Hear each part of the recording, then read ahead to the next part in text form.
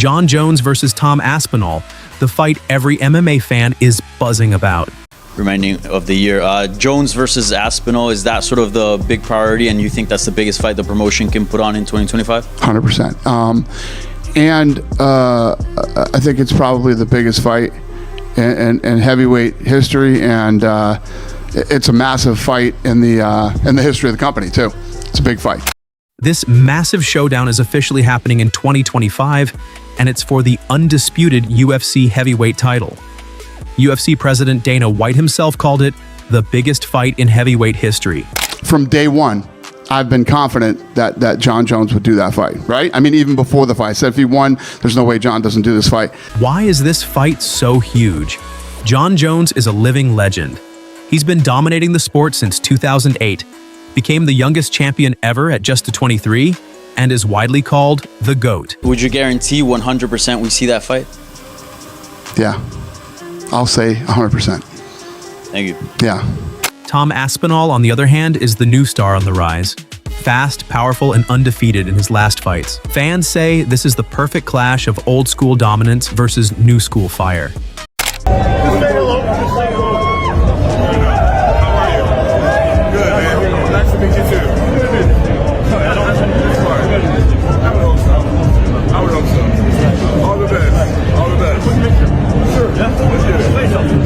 Tom has been calling out Jon Jones for a while now.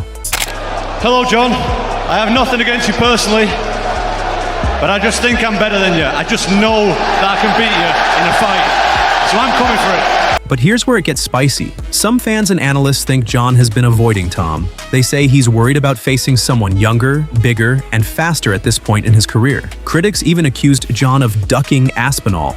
Dana White laughed off those claims, defending Jon. He referred to Jones as a fighter who has consistently shown fearlessness in facing opponents, aiming to counter recent criticism about Jones dodging a potential bout with Tom Aspinall.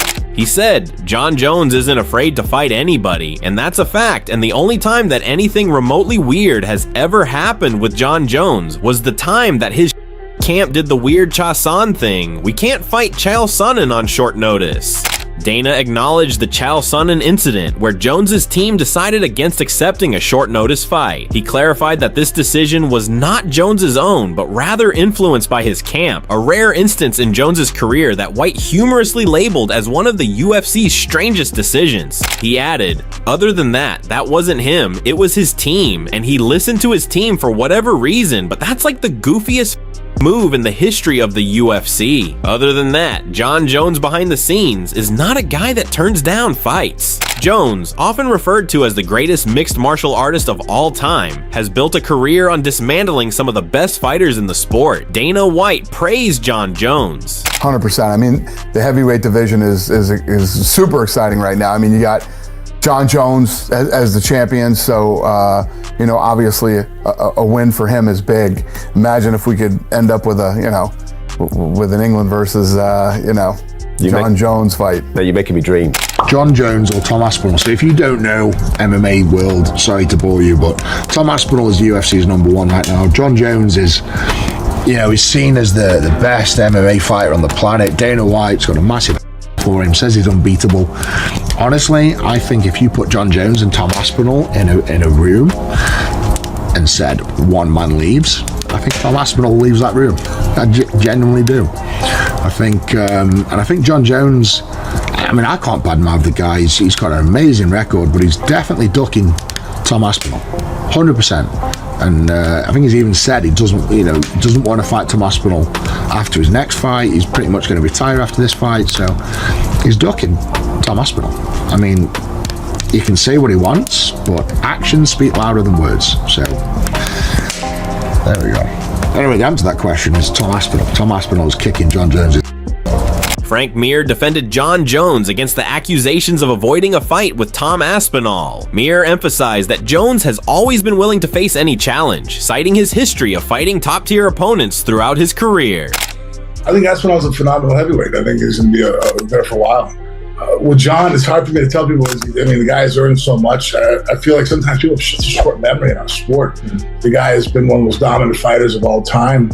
If he wants to pick and choose who he fights, at a certain point, you kind of earn the right to, but, you know, he faced criticism, I guess, from other people. But as far as what settles in my stomach, well, I get it. On paper, 5 years from now, you know, Stipe is going to look just as good of an opponent as Aspinall did currently. Mir's statement sought to counter the narrative that Jones might be ducking Aspinall, highlighting Jones's record and reputation for consistently taking on the best fighters in the UFC. This was a clear statement of support for Jones's competitive spirit and willingness to fight anyone, regardless of the challenge. Because look how people are short memory with him right now. Oh, he's not the GOAT and he's dodging Tom. Like, man, this guy fought everybody. I don't count him out in a fight with Aspinall. I've trained with John. I know how he feels when he grabs a hold of you. I think Tom's hands could really be the X factor if we could catch him or not. Tom's, you know, striking is more powerful than a lot of the people, and speed-wise in John's face. If John grabs him, though, I'm betting on John. So, who wins? If John wins, he cements his GOAT status forever. If Tom wins, it's the start of a new era in MMA. Drop your predictions in the comments. Will it be Jon Jones, the GOAT, or Tom Aspinall, the rising king? Either way, this is the fight of the year, maybe the decade.